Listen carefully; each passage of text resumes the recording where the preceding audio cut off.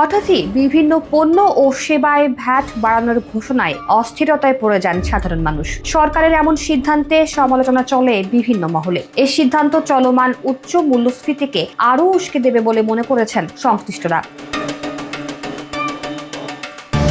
বাড়তি করের তালিকায় ছিল ওষুধ, গুঁড়া দুধ, বিস্কুট, জুস, ফলমূল, সাবান, মিষ্টি, মোবাইল ফোনে কথা বলা, ইন্টারনেট ব্যবহার, হোটেল, রেস্তোরাঁ, এলপি গ্যাস, বিমানের টিকিট সহ 43 ধরনের পণ্য ও সেবা। 9 জানুয়ারি এক অধ্যাদেশের মাধ্যমে এই সিদ্ধান্ত আসে। ভ্যাট বাড়ানোর 2 সপ্তাহের মধ্যেই নতুন খবর এলো। কিছু পণ্য সেবায় ভ্যাট ও সম্পূরক শুল্ক কমালো জাতীয় রাজস্ব বোর্ড এনবিআর। এ তালিকায় রয়েছে ফোন সেবা, রেস্তোরাঁ, নিজস্ব ব্র্যান্ডের পোশাক, মিষ্টি, নন এসি হোটেল, ওয়ার্কশপ ইত্যাদি। 22 জানুয়ারি এ সংক্রান্ত 4টি আদেশ জারি করেছে এনবিআর।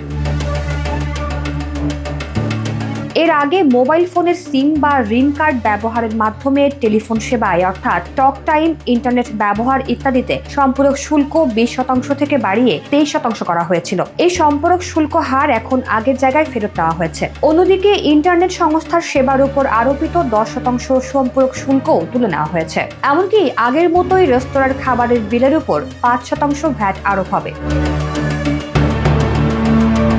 রেস্তোরাঁর খাবারের বিলের ওপর ভ্যাট 5% থেকে বাড়িয়ে 15% করা হয়েছিল নতুন অধ্যাদেশে। এখন সেটি বাতিল করা হয়েছে। তৈরি পোশাকের ক্ষেত্রেও ভ্যাট কমানো হয়েছে। নিজস্ব ব্র্যান্ডের পোশাক ব্যতীত অন্যান্য পোশাক বিক্রির ক্ষেত্রে ভ্যাট হার করা হয়েছে 7.5%। নতুন করে ভ্যাট বাড়ানোর সিদ্ধান্তের আগে এই হার 7.5%ই ছিল 9 জানুয়ারি, যা বাড়িয়ে 15% করা হয়েছিল। এখন বাড়তি সেই হার প্রত্যাহার করে নেওয়া হয়েছে।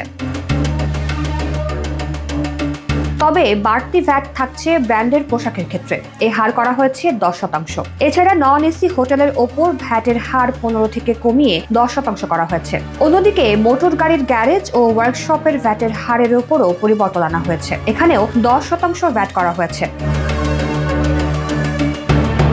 ওষুধের ক্ষেত্রে স্থানীয় ব্যবসায়ী পর্যায়ে ভ্যাটের হার 2.4% বাড়িয়ে 3% করা হয়েছিল। এখন বাড়তি এই ভ্যাট প্রত্যাহার করে নেওয়া হয়েছে। এতে ওষুধের দাম বাড়বে না বলে মনে করছে এনবিআর।